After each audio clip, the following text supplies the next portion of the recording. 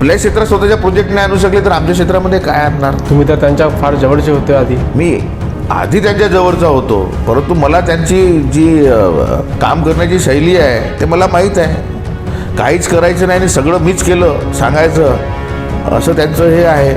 जेवण जेवून घ्यायचं आणि ते तोंड पुसून बाहेर यायचं आणि मी जेवलो नाही असंच दाखवायचं. महाविकास आघाडीकडून तर दिलीप बनसोड उमेदवार आहेत. प्रत्येकजण आता गावागावामध्ये ओरडू सांगत आहे की पार्सल उमेदवाराला वापस पाठवूया. आता एकच पार्सल नाही ते आता 2 पार्सल झाले. कसे? आता 2 बघा, एक हे तिरोड्यावरून आलेले पंजाबवरचे पार्सल आणि भाजपमधून गेलेले खड्यावरचे पार्सल. हे तर तुम्ही महायुती धर्माचं पालन करत नाही, तुम्ही पक्षाच्या विरोधात जाऊन हे कामं करतात.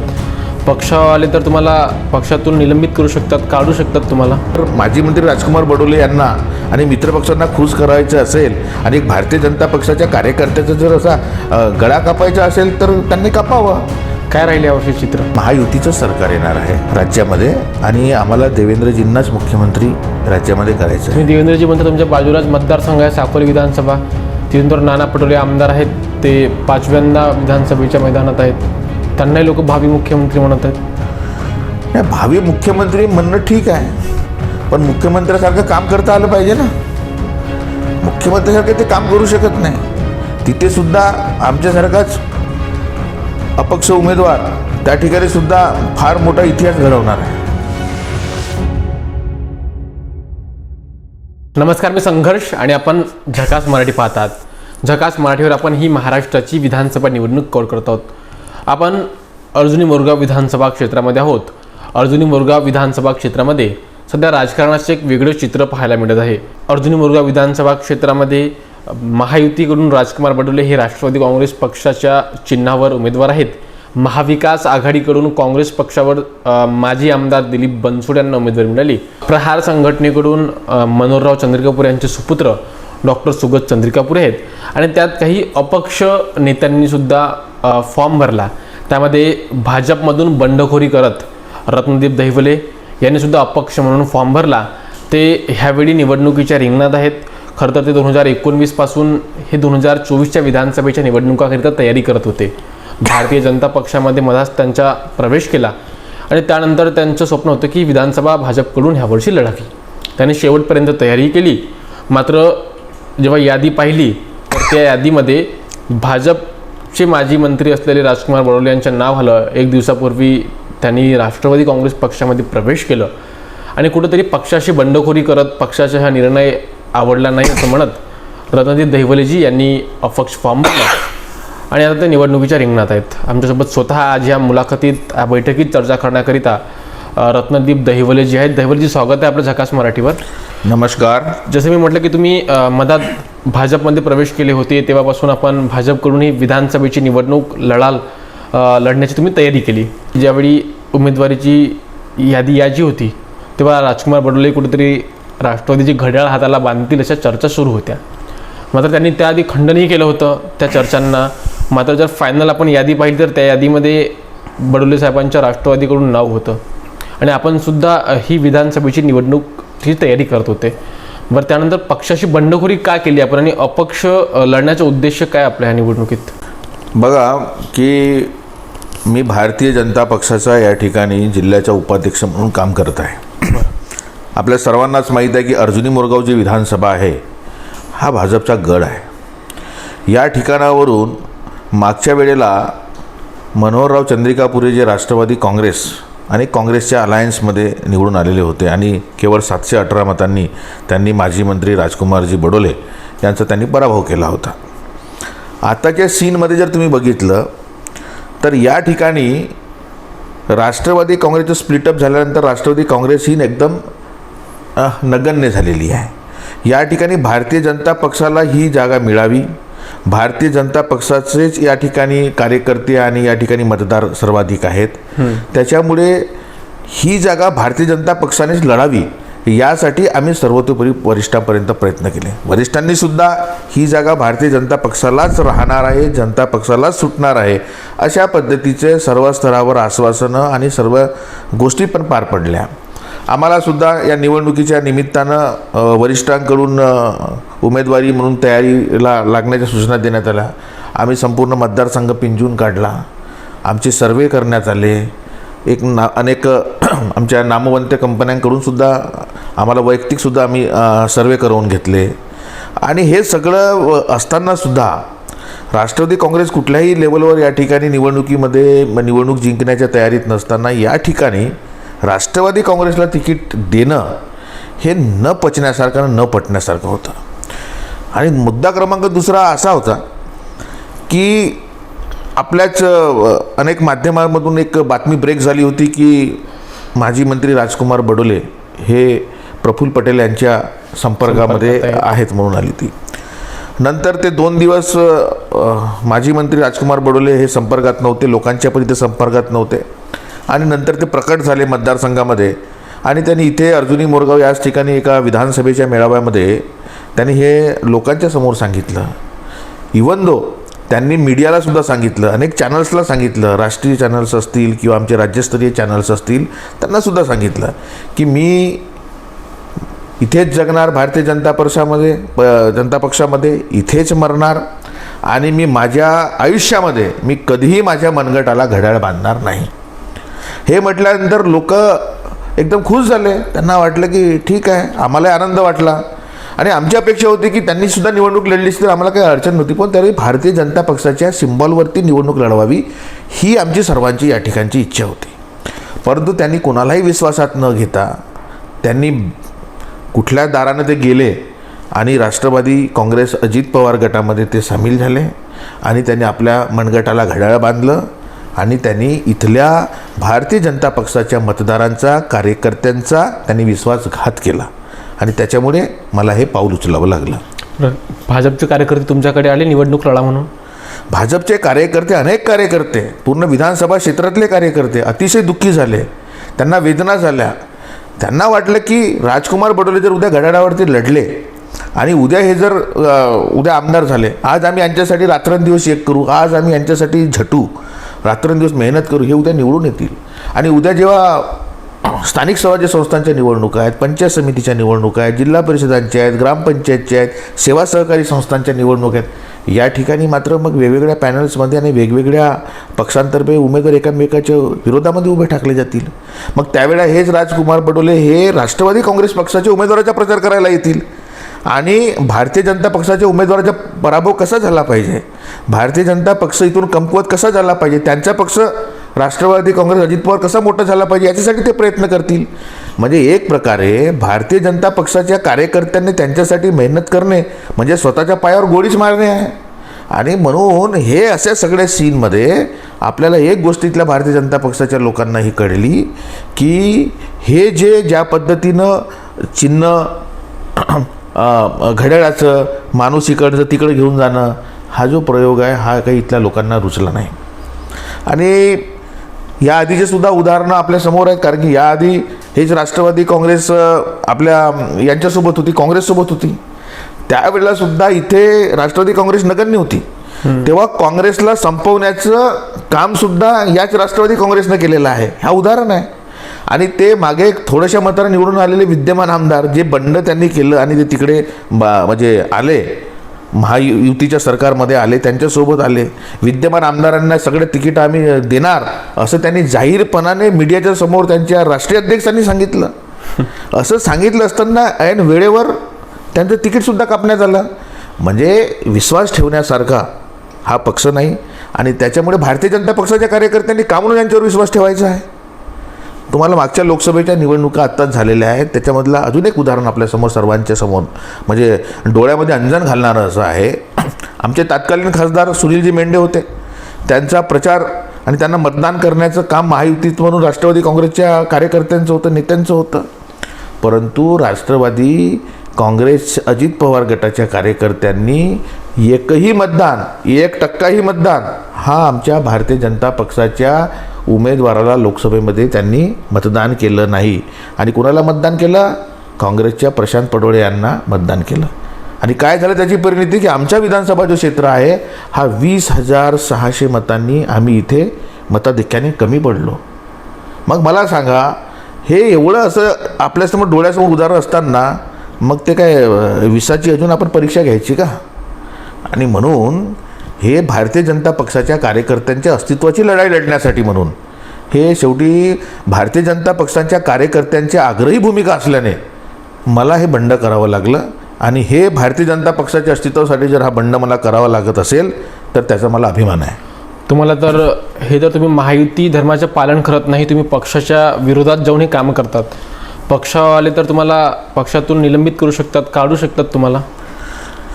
हो, परंतु मला सर्वात पहिलं माझा प्रश्न असा राहणार आहे पक्षाला की जो व्यक्ती भारतीय जनता पक्ष सोडून दुसऱ्या पक्षामध्ये ज्यांनी प्रवेश केला त्याला आधी पक्षातून निलंबित केला आहे का, हा प्रश्न कार्यकर्ता इथला विचारत आहे ना. ठीक आहे, मला जरी निलंबित केलं तरी मी हसत हसत भारतीय जनता पक्षाच्या काय कार्तिकडून त्यांना जर माजी मंत्री राजकुमार बडोले यांना आणि मित्रपक्षांना खुश करायचं असेल आणि एक भारतीय जनता पक्षाच्या कार्यकर्त्याचा जर असा गळा कापायचा असेल तर त्यांनी कापावं. परंतु हे अशी जर कृती केल्यानंतर इथला प्रत्येक कार्यकर्ता दुःखी होणार आहे, हा परत पेटून उठणार आहे आणि पेटून उठून ते मतदानाच्या माध्यमातून दाखवणार आहे की भारतीय जनता पक्षाच्या कार्यकर्त्यांची ताकद काय असते. आणि जरी मला निलंबित केलं तरी मला त्याची काही हे वाटणार नाही. आता आपणच बघितलं, आपल्यासमोर उदाहरण आहे. आता गोंदियामध्ये मागच्या वेळेला भारतीय जनता पक्षाच्या दुसऱ्यांना तिकीट देण्यात आली होती तेव्हा विरोध अग्रवाले भारतीय जनता पक्षाचे अपक्ष म्हणून निवडणूक लढले, त्यांनासुद्धा निलंबित करण्यात आलं होतं. अपक्ष म्हणून निवडून आले, त्यांनी मदत भारतीय जनता पक्षाचे उपमुख्यमंत्री देवेंद्रजी फडणवीस यांचं सरकार स्थापन होण्यासाठी त्यांना तिथे मदत केलेली आहे. आणि त्याच्यानंतर आता परत भाजपच्या जागेवर त्यांनी त्या ठिकाणी निवडणूक लढवत आहेत. तर आम्हालासुद्धा अर्जुनी मोरगावमध्ये जर अशी एखादी जर अग्निपरीक्षा द्यावी लागत असेल तर तीसुद्धा आम्ही अग्निपरीक्षा देण्यास तयार आहोत. त्याच्यामुळे एक भारतीय जनता पक्षाचा कार्यकर्ता म्हणून आपण ह्या सर्व गोष्टीसाठी आपण तयार आहोत. बडोले साहेबांसोबत भारतीय जनता पक्षाचे कार्यकर्ते नाहीत असं तुमचं म्हणणं आहे? भारतीय जनता पक्षाचे कार्यकर्ते हे भारतीय जनता पक्षासोबत आहेत. काही नेत्यांना एक महायुतीचा धर्म म्हणून त्यांच्यासोबत राहावं लागत आहे, परंतु ते लोक शरीरानं जरी त्या ठिकाणी दिसत असले परंतु मनाने त्यांच्यासोबत नाही आहेत. तुम्ही अनेक त्यांचे कार्यक्रम बघा, तुम्हाला सांग त्यांच्यामध्ये आता त्यांनी दिवाळी मिलनचे कार्यक्रम घेऊन राहिलेले आहे. तुम्ही बघा किती भारतीय जनता पक्षाचे कार्यकर्ते त्यांच्या मेळाव्यांना उपस्थिती लावताना दिसत आहेत. अनेक ठिकाणी बैठकांमध्ये आत्ताच काल परवा गोरेगाव या ठिकाणी एक बैठक झाली त्यांची, त्या ठिकाणी कार्यकर्त्यांनी गदारोळ केला. तर कार्यकर्त्यांचा जो उद्रेक आहे तो तर उद्रेक तर आहे, परंतु तो आता सध्या सुप्त अवस्थेत आहे. पण आपण अपक्ष लढत आहात, महायुती आणि महाविकास आघाडी दोन्ही आपल्या समोर आहेत आणि तिसरी आघाडी म्हणजे प्रहार संघटना ती सुद्धा समोर आहे. तुम्ही अपक्ष तयारी करत आहात, कसं लढण्याची तयारी आहे तुमची? सर्व पक्षांना तुम्ही कसं काउंटर करणार आहात? काय तुमची तयारी आहे? काय विजन आहे तुमच्या ह्या निवडणुकीत? काय मुद्दे राहणार आहेत तुमचे? बघा, राष्ट्रवादी काँग्रेस जी आहे ही इथे आता संपल्यात जमा आहे, राष्ट्रवादी अजित पवार गट. कारण तिथले विद्यमान आमदार हे वेगळे होऊन प्रहार संघटनेमध्ये त्यांनी निवडणूक लढवणे, त्यांचे पुत्र सुगत चंद्रिकापूर हे निवडणूक लढवत आहेत. आता जे काही वाचले होते ते यांच्यासोबत गेलेले आहे. विद्यमान आमदार त्यांच्या पक्षाचे असलेले मनोहरराव चंद्रिकापूर यांच्यासोबत आहे. जे थोडे नेते वाचलेले आहे हे त्यांच्यासोबत आहे. आणि संपूर्ण धुरा जी आहे यांची ही पूर्ण भारतीय जनता पक्षाच्या म्हणजे खांद्यावर आहे. म्हणजे आम्ही फक्त उभे राहतो, सगळे तुम्ही आमचं म्हणजे सगळं पालन पोषण सगळं तुम्हीच करून द्या, अशा पद्धतीची भूमिका ठेवून राष्ट्रवादी काँग्रेस हे भारतीय जनता पक्षाकडून अपेक्षा ठेवून त्यांच्याच भरोश्यावर मोठं व्हायचं आणि त्यांचेच पाय छाटायचे, त्यांनाच येथून संपवायचं, असा एक फार मोठा षडयंत्र आहे. आणि तो षडयंत्र मला माझ्या डोळ्यात देखत मला ते भारतीय जनता पक्षाचा कार्यकर्ता म्हणून मला बघवत नाही आहे. आणि आता मी जी निवडणूक लढवत आहे, भारतीय जनता पक्षाचे जे कार्यकर्ते आहेत, तळागाळातले कार्यकर्ते आहेत, हे सर्व माझ्यासोबत आहेत. प्रचाराला जरी ते तुमच्यासमोर म्हणजे फार कमी लोक दिसतील, मला दुसऱ्या लोकांचा अजून बाकीच्या खूप साऱ्या लोकांचा पाठिंबा आहे. आता माझ्या प्रचार रॅल्यामधून तुम्हाला ते सगळं दिसून येईल, माझ्या भाषणांमधनं ते तुम्हाला दिसून येईल. सगळे अनेक लोक कशा पद्धतीनं माझ्या सोबतीनं तुम्हाला दिसतील. तर इथे कसं आहे, बेरोजगारी आहे. या ठिकाणी लोकांना या ठिकाणी उद्योग नाही आहे. या ठिकाणी आपण बोललो ना, वृद्धांचे अनेक प्रश्न आहेत. या ठिकाणी शेतकऱ्यांचे अनेक प्रश्न आहेत. तर हे जे काही या आधीचे जे लोकप्रतिनिधी होऊन गेले, या लोकांनी फक्त आपले पदं आणि आमदारकी आणि एवढंच भोगण्याचं यांनी काम केलेलं आहे. व्हिजन जो असतो, हा व्हिजन ठेवून काम करणारे अजूनपर्यंत या क्षेत्राला लोकप्रतिनिधी अजूनपर्यंत भेटलेले नाही आहे. अनेक लोकांनी या ठिकाणी आपल्या नोकऱ्या केल्या, रिटायर्ड झाले आणि त्याच्यानंतर हे एक सेकंड ऑप्शन म्हणून या राजकारणामध्ये आले. पण प्रायोरिटी फर्स्ट ऑप्शन म्हणून राजकारणामध्ये अजूनपर्यंत इथलं कोणी तयार झालेलं नाही. 5 वर्षापासून इथं आमदार होते मनोहररावजी, त्यांचा कार्यकाळ कसा राहिला, कसं वाटलं तुम्हाला? मनोहररावजींनी आपला कार्यकाळ कसा राबवला आणि काय केलं हे सर्व जनतेला माहीत आहे. आता ते कुठे माशी शिंकली आणि हे कसं त्यांनी म्हणजे त्यांचे म्हणजे तिकीट कटली आणि का कटली हे मला बोलण्यापेक्षा आपल्या सर्वांनाच माहीत आहे. आता या मागची भूमिका जी आहे ती अशी आहे की त्यांना जे काम करायचं होतं त्यांनी कशा पद्धतीनं काम केलं आणि लोकांपर्यंत ते कसं पोहोचले नाही किंवा पोहोचले, हा एक मुद्दा मला थोडासा वेगळाच वाटतो. आणि त्याच्यामुळे त्यांच्यावर म्हणजे त्यांनी काय काम करण्यापेक्षा त्यांनी म्हणजे कीर्तन जास्त केलं. त्याच्यामुळे त्या कीर्तनातून त्यांचा विकास कदाचित झाला नसेल इथल्या लोकांचा आणि ते कीर्तन करणं त्यांच्या वरिष्ठ नेत्यांना आवडलं नसेल, त्याच्यामुळेच कदाचित त्यांचं तिकीट त्यांनी कापलं असेल. तर बेरोजगारी, उद्योगधंदे, हे सगळे शिक्षण, आरोग्य हे मुद्दे तुमच्या ह्यावर्षी निवडणुकीला राहणार आहेत. नक्की शिक्षण आणि आरोग्य हे अतिशय महत्त्वाचे. आपला भाग दुर्गम आहे, आदिवासी बहुल आहे. या ठिकाणी अनुसूचित जाती, अनुसूचित जमाती, ओबीसी समाज जास्त मोठ्या प्रमाणावर आहे. इथल्या मुलींना शिक्षण चांगल्या भेटलं पाहिजे. त्यांना वरच्या हायर एज्युकेशनसाठी आपल्याला कशा पद्धतीने मोटिवेट करता येईल. आजपर्यंत काय झालं नाही? जवळपास 75 वर्ष झालं देशाच्या आझादीला. आजही जर शिक्षण बरोबर नसेल देशामध्ये, राज्यामध्ये, आरोग्याच्या असुविधा असतील, मग इथल्या जनप्रतिनिधींनी केलं काय आजपर्यंत? आता ज्या जनप्रतिनिधींनी काय केलं, कारण हे बघा या भागाचे लोकप्रतिनिधी नाना पटोले पण होते जे आता महाराष्ट्राचे प्रदेशाध्यक्ष आहेत. आता त्यांनी काय केलं असेल आणि आता ते ज्या क्षेत्रामध्ये आहेत ते महाराष्ट्राचे आहेत, आता हे सुद्धा ते या ठिकाणी चॉकलेटच वाटण्याचं काम करतात. आता तुम्हाला माहीत आहे की आता अनेक या ठिकाणी उद्योगधंदे ते आणू शकले असते. त्यांचंही सरकार होतं, ते विधानसभेचे विधान परिषदेचे अध्यक्ष होते, विधानसभेचे अध्यक्ष होते. तर ह्या अशा अनेक गोष्टी त्यांना करता आलं असतं, पण ते आपल्या क्षेत्रात स्वतःच्या प्रोजेक्ट नाही आणू शकले तर आमच्या क्षेत्रामध्ये काय आणणार? तुम्ही तर त्यांच्या फार जवळचे होते आधी. मी आधी त्यांच्या जवळचा होतो, परंतु मला त्यांची जी काम करण्याची शैली आहे ते मला माहीत आहे. काहीच करायचं नाही आणि सगळं मीच केलं सांगायचं असं त्यांचं हे आहे. जेवून घ्यायचं आणि ते तोंड पुसून बाहेर यायचं आणि मी जेवलो नाही असंच दाखवायचं, असं त्यांचं ते शैली आहे. त्याच्यामुळे तो त्यांचा भाग आहे, परंतु ते विकास कधीच करू शकत नाही क्षेत्राचा. बरं, महाविकास आघाडीकडून तर दिलीप बनसोड उमेदवार आहेत. माननीय प्रदेशाध्यक्ष काँग्रेसचे नानाभाऊ पटोले यांनी या ठिकाणी 17 उमेदवारांना कामाला लावलं. अनेकांना सांगितलं, जो पार्टीमध्ये आला त्याला म्हणाले तुला तिकीट मीच देतो, तुलाच तिकीट देतो. असं करत करत अनेक लोकांना कामाला लावलं. अनेक लोकांचे कोटी रुपये प्रचारामध्ये संपले. प्रचार कुणाचा झाला? त्या उमेदवाराचा नाही झाला, तो बिचारा याच्यामध्ये नागवला गेला. प्रचार कोणाचा झाला? नाना पटोलेजींचा प्रचार झाला. प्रचार कोणाचा झाला? दिलीप बनसोडचा प्रचार झाला. दिलीप बनसोड जिल्ह्याचे अध्यक्ष, दिलीप बनसोडचा फोटो राहणार बॅनरमध्ये. नाना पटोलेजींचा फोटो मोठा राहणार याच्यामध्ये. प्रत्येक कार्यक्रमाला जिल्हाध्यक्ष प्रोटोकॉल म्हणून राहणार. आणि हा कार्यकर्ता जो होता हा कार्यक्रम अरेंज करायचा, हा दऱ्या टाकायचा, सतरंज्या टाकायचा, हे पाहुणे यायचे, यांचे स्वागत करायचे. आणि शेवटी काय झालं? यांचा खर्च झाला आणि उमेदवार कोण झाला? दिलीप बनसोड झाला. तोही कुठला व्यक्ती झाला? तिरोळ्याचा व्यक्ती झाला. म्हणजे इथे अर्जुनी मोरगाव क्षेत्रामध्ये असा एकही व्यक्ती नाही आहे की इथे जो उमेदवारीच्या लायक नाही आहे.